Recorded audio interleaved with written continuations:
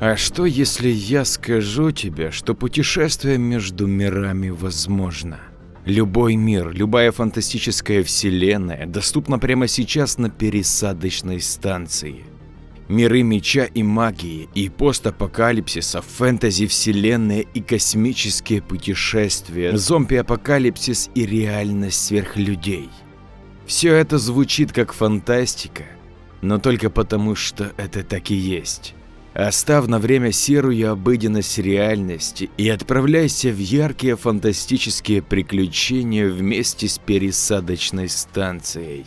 Ссылка в описании и закрепленном комментарии к этому ролику.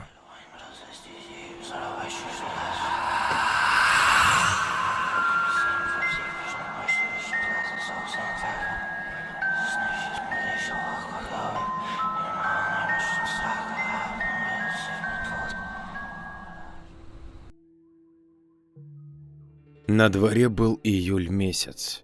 Солнце стояло в зените и безжалостно выжигало все вокруг. Мы с моим другом и сокурсником Мишей сидели на лавочке возле моего двора и прятались от палящего зноя под спасительной тенью нашей березы. Мишка жил в райцентре и приехал на своем мотоцикле ко мне в гости. Мы с ним учились в одной группе техникума и хорошо дружили. Я много раз приглашал его к себе в гости в село для того, чтобы он увидел, какая у нас красота, но у него все никак не получалось. Когда Мишка подъехал к моему двору, то я сразу пригласил его пройти в дом. Но он сказал, что сначала хочет покурить возле двора, а потом зайдет. Он поставил свой мотоцикл на подножку и присел рядом со мной на лавку. Эх, как же хорошо, что дедушка еще 20 лет назад посадил эту березу, и теперь мы можем спрятаться под ее тенью, сказал я. Да, он поступил верно, и теперь она служит его детям и внукам, ответил Мишка. Наш разговор с Мишкой прервал быстро идущий человек. Внешне он ничем не отличался от обычного сельского парня, но если внимательно к нему присмотреться, то было видно, что этот человек душевно больной. Когда он шел, то вечно оглядывался назад, а потом периодически сменял ходьбу на бег. Со стороны было видно, что он чем-то напуган и бежит от своего страха. «Слышь, Коля, а что это за странный тип? Кто его так напугал?» С улыбкой поинтересовался у меня Мишка. «Дружище, не смейся с него, это Женька. Он действительно душевно больной человек, и да, он всегда находится в состоянии вечного страха. Такое даже злейшему врагу не посоветуешь», — ответил я. После моих слов Мишка перестал улыбаться и продолжил. «Так а что является причиной его страха? Кто его так напугал?» Тогда я серьезным лицом ответил. «Да наша пекарь, тетя Зина». После того, что случилось, он стал немым и тронулся рассудком. Миша затянулся сигаретой и удивленно сказал. «Ничего не пойму, как может пекарь напугать? Колян, давай с этого момента поподробнее». И тогда я начал свой рассказ. Эта история произошла пару лет назад. Если ты заметил, то на въезде из нашего села есть небольшая автобаза. А прямо за ней стоит брошенное сгоревшее здание. Там сейчас не осталось ничего, кроме кирпичных закопченных стен, которые служат домом для бродячих собак. А раньше там выпекали вкусный хлеб с хрустящей корочкой и мягкие душистые булочки. Продукцию нашей пекарни с удовольствием покупали не только у нас в селе, а и в районном и областном центре. Эта пекарня обеспечивала рабочими местами многих жителей нашего села, и все были уверены в завтрашнем дне. Но все это продолжалось до того злополучного вечера 30 декабря. В тот вечер водители соседней автобазы отмечали корпоратив по случаю наступившего Нового года. А чего бы и не отметить, год прошел отлично, собрано много зерновых и закуплена новая уборочная техника. В общем, повод у них был железный, и мужики решили как следует погулять. Сначала они крепко заправились водочкой, а потом один из них, слесарь Славка, сказал: «Эй, мужики, а у меня для всего коллектива есть сюрприз. Тогда ему начали кричать: «Эй, Славка, какой нафиг сюрприз? Все сюрпризы в виде 13-й зарплаты и накрытой поляны мы уже получили. О каком сюрпризе ты говоришь? Иди лучше налей нам еще по одной». На что Славка сделал трезвое лицо и постучал вилкой по стакану. Когда все умолкли, он продолжил: «Итак, скажу, что такого сюрприза вам еще не делал никто. Даже наш уважаемый директор об этом не додумался. А я, в отличие от него, потратил свои личные средства и приготовил для вас сюрприз. Короче, мужики, давайте накатим еще по одной, а потом я всех приглашаю во двор на перекур и заодно насладимся моим сюрпризом». После чего Славка разлил по стаканам водку, а потом накатил со всеми присутствующими. Мужики с громким стуком поставили стаканы на стол, закусили, а потом организованно вышли на улицу. Славка выскочил на улицу первым, пока мужики, укатанные ватники и фуфайки, дрожащими руками доставали из пачек сигареты. Славка подбежал к центру стоянки автобазы и начал чиркать спичками. Один из мужиков увидел это и крикнул: «Эй, Славка, ты что там чиркаешь? Где, твою мать, сюрприз? Или ты передумал?»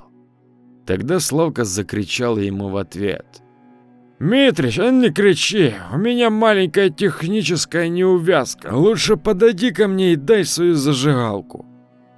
Тогда хорошенько поддатый мужик подошел к нему и увидел, что прямо посредине стоянки с техникой находится большой ящик с пиротехникой.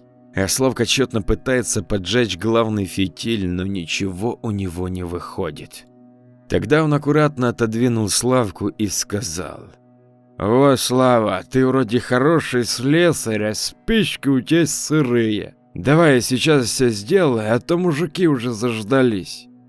Слава покорно отошел, а Митрич, еле стоя на ногах, начал поджигать фитиль. Он пару раз чиркнул зажигалкой, и фитиль вспыхнул. Через несколько секунд фитиль догорел, и пиросистема начала работать.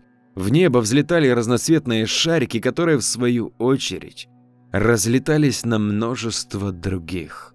От увиденного стоящие мужики начали ликуя кричать. Но Митрич так и стоял рядом с этой системой.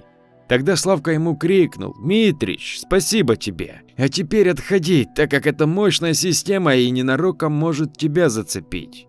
На что тот не отошел, а наоборот присел рядом, взял в руки работающий ящик пиротехнической системы и с криками «Ура!» поднял его вверх. От увиденного Славка и другие мужики начали разбегаться в разные стороны, но Митрич пару секунд так и стоял. А потом из-за принятой дозы алкоголя его пошатнуло, и система немного наклонилась в его руках. После этого все оставшиеся залпы полетели в сторону пекарни, а вернее ее крыши. Даже несмотря на сильные морозы, крыша вспыхнула моментально, а через пару минут горело уже все здание. Пьяные мужики не сразу сориентировались вызвать пожарных, да и сама пожарная часть находится от нас не близко. Поэтому первое время тушить пытались своими силами. На пожар сбежалось все село. Воду тащили кто в чем может. Как назло, пожарный гидрант, который находился как раз рядом с пекарней, не работал. Потом за это пожарный инспектор, который подписывал акт о пригодности, получил срок. Пожарные прибыли через 30 минут, но тушить уже было нечего. Вся пекарня сгорела дотла. Но самое страшное, что в этой трагедии погибла старшая пекарь смены тетя Зина. В тот злополучный день она отпустила всех своих подчиненных домой и решила сама подежурить, так как завтра Новый год и все работницы хотели домой. Тетя Зина была одинокая женщина, с мужем она развелась, а сын погиб в ДТП, поэтому спешить ей было некому. Вот она и решила остаться одна в ночную смену. В момент пожара она мирно спала в специальной комнате. Она просто не успела проснуться и задохнулась угарным газом. Пожарные лишь извлекли обгоревшие останки ее тела. Это страшное событие сильно омрачило наши новогодние праздники. Горевало все село. Действительно, покойная была пекарь высшей категории, и заменить ее было неким. Да и о чем говорить, если пекарня сгорела дотла. После этого события, кроме пожарного инспектора, к ответственности привлекли Славку и Митрича.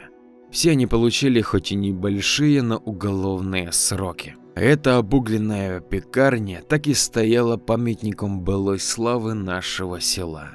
После пожара и проведения следственных действий, все используемое производственное оборудование так и осталось стоять внутри здания. Народ, проходя мимо, крестился, вспоминая погибшую тетю Зину.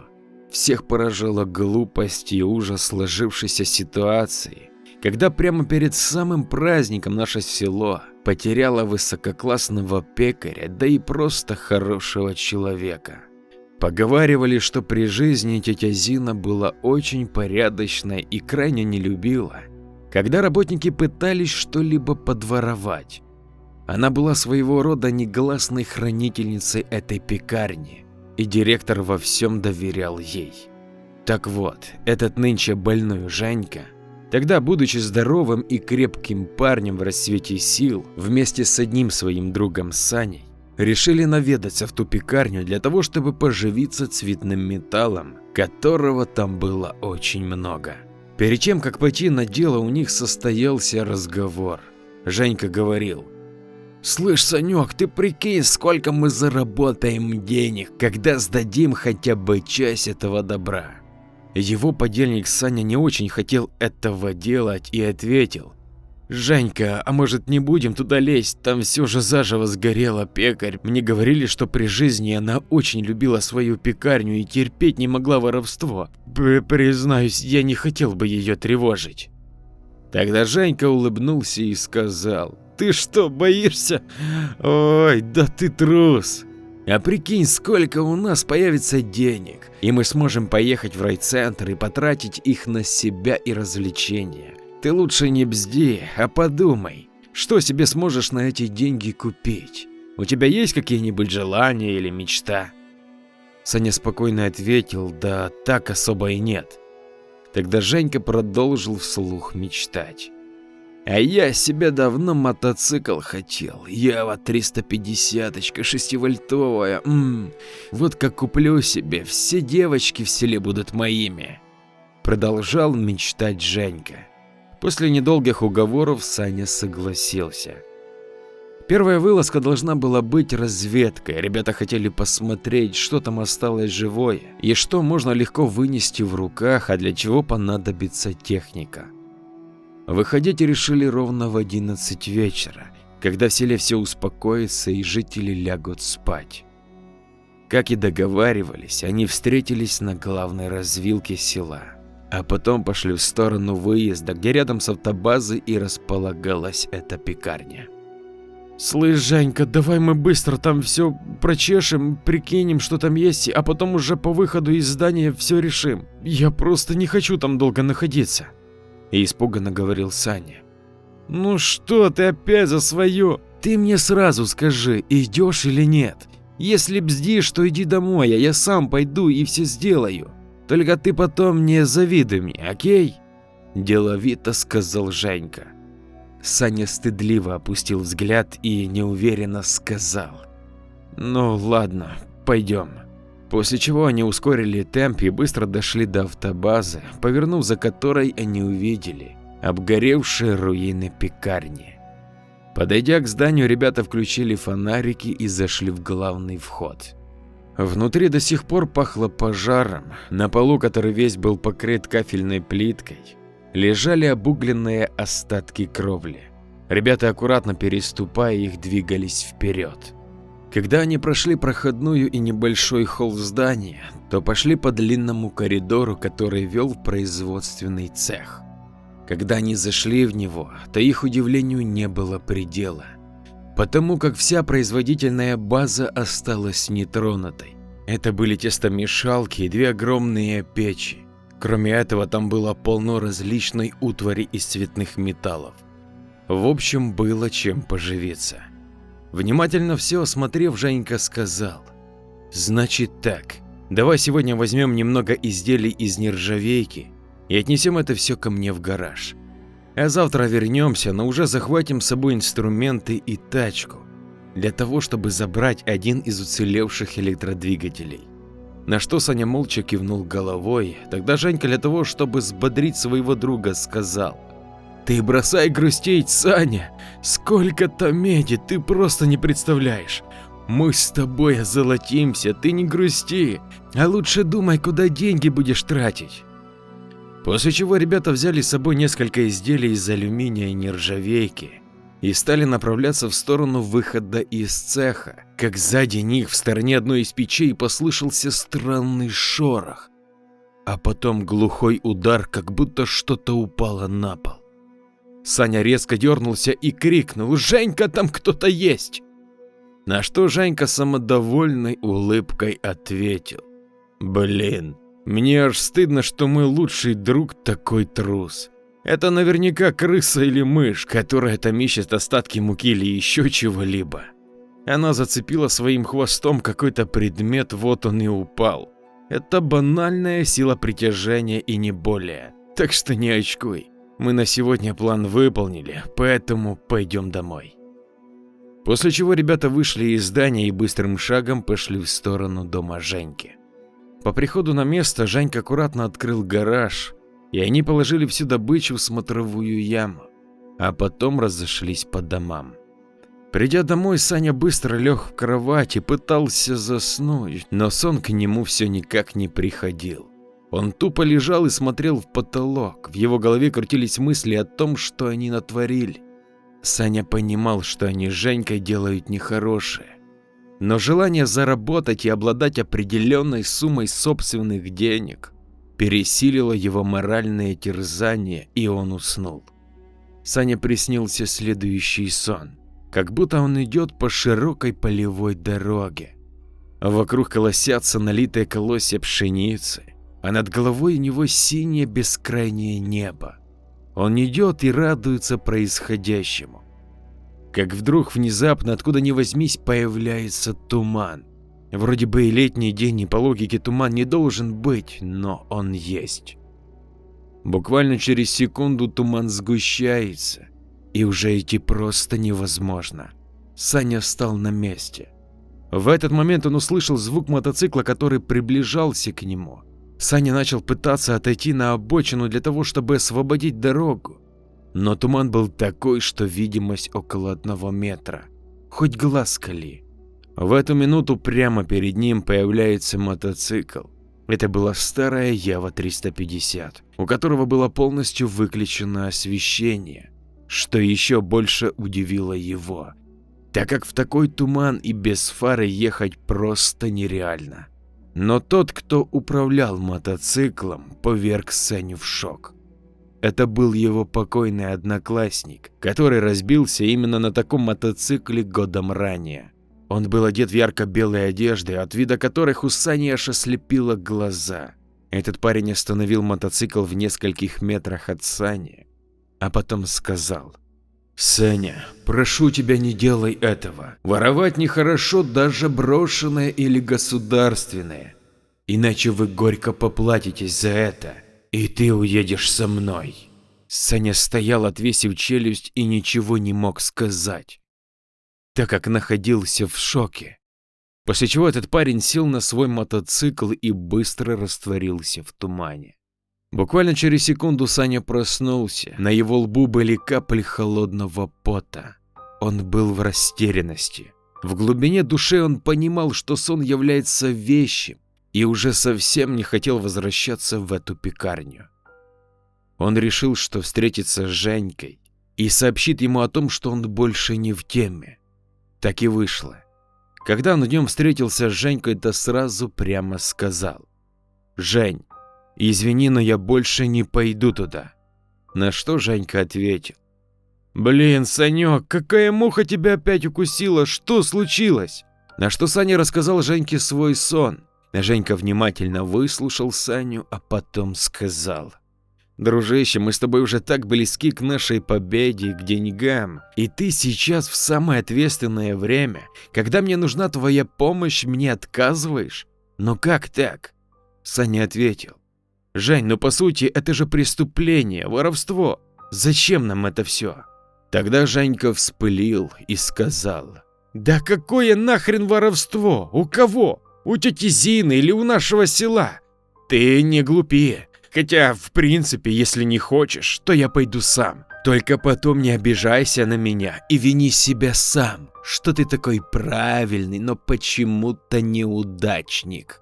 Последняя фраза сильно зацепила Саню, и он сказал: хорошо, давай я сегодня с тобой, но больше не пойду.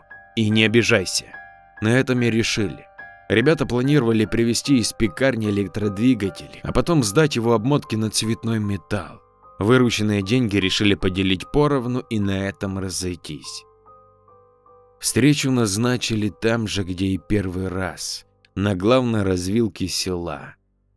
Ровно в 23:00 Саня был уже на месте, но Женьки не было. Он нервно топтался и не мог понять, почему Женька опаздывает. На момент он обрадовался, подумав о том, что, возможно, Женька передумал и уже собирался идти домой, как услышал приближающийся металлический стук, а через пару секунд показался и сам Женька. В его руках была большая тачка, которую он толкал. Увидев Саню, он негромко крикнул: ну что стоишь? Иди помоги мне ее толкать. Это тяжелая сука, зато все выдержит. Внутри тачки лежала связка гаечных ключей, которые и создавали этот металлический стук. Саня подбежал и схватил за ручку тачки и начал ее толкать, помогая Женьке. По дороге они молчали, видать, оба понимали, на что идут. Да и сказано было уже очень много. Подойдя к пекарне, они оставили тачку у входа, взяли связку ключей, включили фонарики и зашли внутрь здания. Аккуратно переступая уже знакомые им обугленные завалы, они продвигались вперед. Зайдя в цех, Женька быстро нашел электродвигатель и начал его откручивать. Саня в это время молча стоял и подсвечивал ему фонарем. Вокруг стояла полная тишина. Не слышно было даже ветра, что еще больше придавало страха и жути. Саня ощущал, как будто кто-то присутствует здесь кроме них, причем факт их нахождения и мотивы этому существу явно не нравятся. Оглядываясь по сторонам, Саня нечаянно повернул фонарь, и Женька сразу раздраженно сказал: «Эй, ты светишь или по сторонам смотришь?» Тогда Саня опять направил свет фонаря на то место, где работал Женька. Буквально через несколько минут Женька открутил все болты и громко сказал: «Ну что, все готово, можем выносить». Ребята взяли двигатель и понесли в сторону выхода из цеха. Они уже дошли до тяжелых железных дверей, которые отделяли их от коридора, как вдруг внезапно прямо перед ними дверь со скрипом захлопнулась. Саня от страха инстинктивно разжал руки и отпустил двигатель, а он с грохотом упал прямо перед ними, слегка задев мизинец на левой ноге. «Ты что делаешь? Ты чуть ногу себе и мне не отбил!» – закричал Женька. Несмотря на острую боль, которая пронзила левую ногу Сани, он молча схватился за дверь и начал их дергать. Женька подошел к нему и сказал: «Саня, да успокойся, все нормально, сейчас все разрулим». «Блин, это все из-за тебя, мне уже похрен, что будет с моим пальцем, ты смотри, что будет с нами. Эти двери несколько лет не закрывались, а сейчас закрылись, а ты, что ты можешь сказать, это совпадение? Женя, чего молчишь?» На что Женька спокойным голосом ответил: «Да, я вижу свою основную ошибку, и она в том, что я взял тебя в подельники. Ладно, давай прекратим эту истерику и будем думать, как нам выбираться отсюда. Тут по пожарным нормам должен быть запасной выход». Не успел он это договорить, как они услышали громкий, шипящий, страшный голос.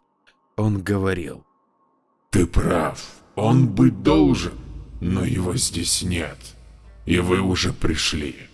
а через секунду в нескольких метрах от них, прямо из воздуха, появилось некое создание.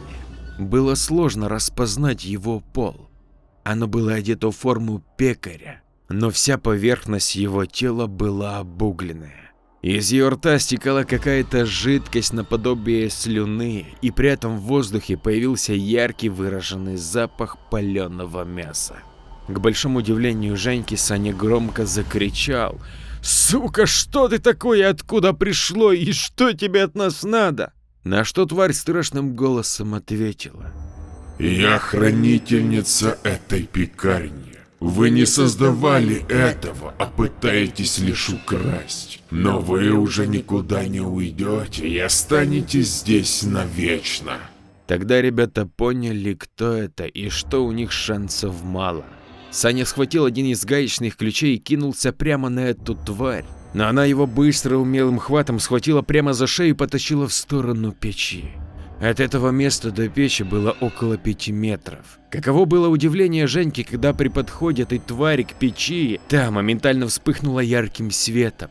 Ее электрические антенны быстро нагрелись, и она была готова принять в себя материал для запекания. Женька разогнался и со всей силы ударил эту тварь в спину ногой, но реакции никакой не последовало.